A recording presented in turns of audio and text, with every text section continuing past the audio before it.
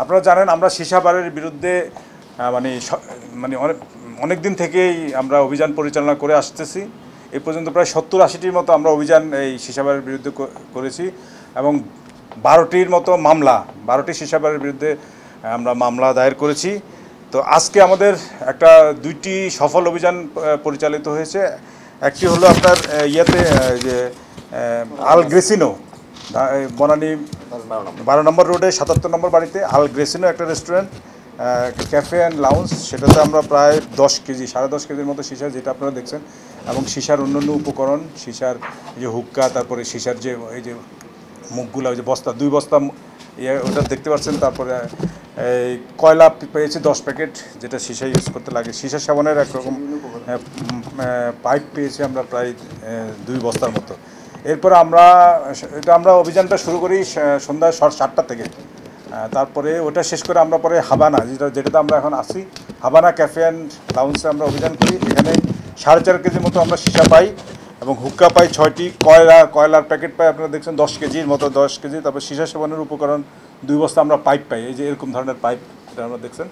এবং এখানে আমরা সীসা এই ব্যবসা এখানে পরিচালনার জন্য যারা আছে, এরকম দুজনকে আমরা অ্যারেস্ট করি। একজনের নাম মিরাজ আর একজনের নাম রিজবি। আচ্ছা, সীসা বার জানেন আমাদের কোনো লাইসেন্স দেওয়া হয় না। সীসা বার আসলে একটা রেস্টুরেন্টে নিয়ে সীসা খেলিয়ে ওটা সীসা বার নামে তারা পরিচয় দিচ্ছে। এটা কোনো অথরিটি নাই যে কি এটা আসলে সীসা বারের কোনো লাইসেন্স দেওয়া হয় না কোনো কর্তৃপক্ষ। তো সেক্ষেত্রে হচ্ছে আমাদের তথ্য মতে বিভিন্ন সময় দেখা যায় কেউ বন্ধ করছে, চালু করছে, বাট 16 থেকে 17টি আমাদের লিস্টেড আছে, যেগুলোতে আমরা বিভিন্ন সময় অভিযান করেছি এবং আমাদের অভিযান অব্যাহত থাকবে।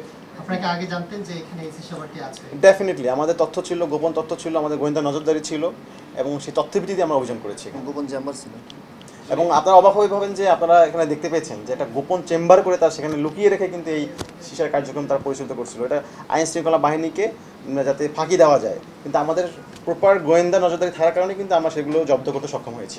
আমাদের এগুলোর প্রতি আমাদের গোয়েন্দা নজরদারি আছে, আমরা নিয়ে কাজ করতেছি এবং হচ্ছে আমরা বিভিন্ন সময় কিন্তু জব্দ করেছি বিপুল পরিমাণে। আপনারা দেখবেন যে আমরা কিন্তু অলরেডি এখন পর্যন্ত এই মামলা বাদই এখানে 2টা নিয়মিত মামলা হবে, অলরেডি 12টা মামলা হয়েছে, আমাদের নজরদারি আছে। মূলত আসলে বনানী এবং গুলশান কেন্দ্রিকই, আর শোনা যায় যে উত্তরা কিছু আছে, তা আমাদের নজরদারি আছে। আমরা যখনই এরকম কোনো সংবাদ পাবো, গোপন তথ্য পাবো, আমরা অভিযান চালাবো। আমরা বললাম না, আমরা 12টি মামলা করেছি। ইদানিংকালে তারা মানে সীসাবার পরিচালনা স্ট্র্যাটেজি চেঞ্জ করেছে, এখন প্রায় বন্ধ রাখে, মানে পরিচিত লোক ছাড়া মানে সীসাবারে ঢুকায় না, হ্যাঁ, এরকম তথ্য আছে। বা অনেক সময় তাদের আপনি দেখেন সিসি ক্যামেরা, তাদের নেটওয়ার্ক দেখেন, রাস্তা থেকে শুরু করে এভরিওয়্যার তাদের ইয়ে আছে, যার ফলে কোনো আইন শৃঙ্খলা বাহিনী বা একসাথে যেন আমাদের তো গাড়ি নিয়ে আসি বা ইয়ে নিয়ে আসে, তখন তারা টের পেয়ে হঠাৎ করে বন্ধ করে দেয়। এবং আমরা এখানে তালা কেটে আমরা ঢুকেছি, আপনারা দেখবেন যে কলাপসিবল গেট ছিল, সেটা ভেঙে তারপরে আমাদের প্রবেশ করতে হয়েছে। হ্যাঁ, সিলগালা করতে পারি, কিন্তু ওই যে প্রায় দেখা যায় তো বন্ধ থাকে, একদম টোটালি ফুল বন্ধ, এরকমও তথ্য থাকে। আবার আমরা এরকমও খবর পেয়েছি যে আমরা অভিযানে যাব, মানে রেডি হচ্ছি, এই সময় খবর আবার আমাদের তো লোকজন গোয়েন্দা তথ্য থাকে, দেখা যায় বন্ধ করে সব পালায় চলে গেছে। আসলে দেখেন, শুধু কিন্তু সীসার জন্য কিন্তু আমরা শুধু মাদকদ্রব্য নিয়ন্ত্রণ অধিদপ্তর শুধু কাজ করছি না, এটা পুলিশ অভিযান করছে, র্যাব করছে। আসলে এটা সমন্বিতভাবে আমাদের আসলে এটাকে আমরা হচ্ছে এটার বিরুদ্ধে আমরা কাজ করছি। শুধু আমরা একাই যে কাজ করছি তা না, যদিও আমাদের মামলার সংখ্যা হচ্ছে 12টি, সবার থেকে বেশি আছে। আমরা আমাদের সাধ্যমতো আমরা চেষ্টা করতেছি যাতে এই কার্যক্রম না থাকে। দেখেন, আমাদের কিন্তু অভিযান চলতেছে এবং হচ্ছে এখন যারা চালাচ্ছে লুকে দেখা যাচ্ছে, আজকেও যেমন হচ্ছে আমরা দেখছি কিন্তু মানে লিমিটেড, একবারে খুব রেস্ট্রিক্টেড হতে চালাচ্ছিল। এটা কিন্তু আমাদের অভিযানের ফলেই।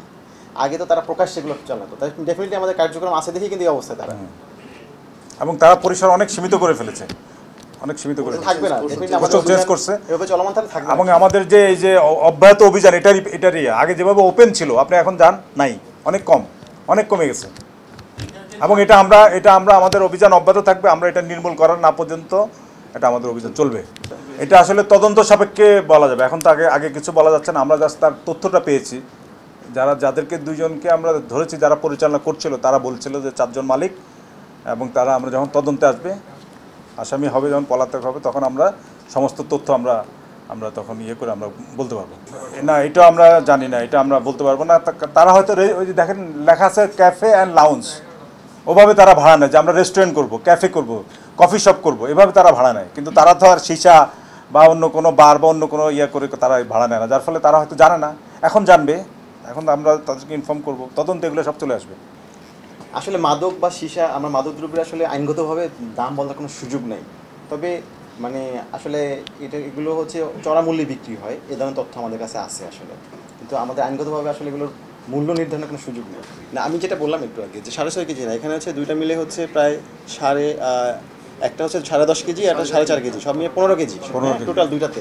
তো আসলে বাজারে বিভিন্ন রেটে এগুলো বিক্রি হয় অনেক। একটু আমি যেটা বললাম যে আসলে যেহেতু এটা মাদকদ্রব্য, আইনগতভাবে আমাদের দাম বলার সুযোগ নেই। বাট আপনারা মনে হয় একটু ছবি তুলে যদি হচ্ছে ইন্টারনেট দেখেন দাম জানতে পারবেন। হ্যাঁ, হ্যাঁ।